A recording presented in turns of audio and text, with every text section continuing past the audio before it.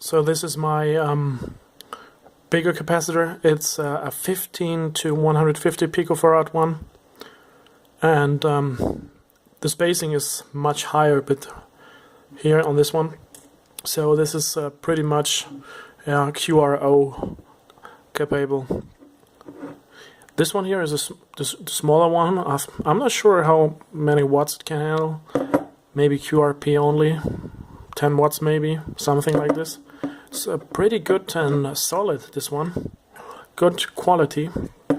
So let's see if the Arduino with the stepper motor can also move the bigger one. Oh, interesting. Here you see it works.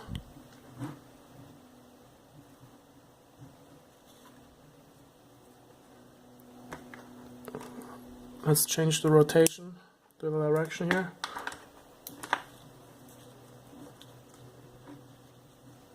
I have to put this in a plastic box right now.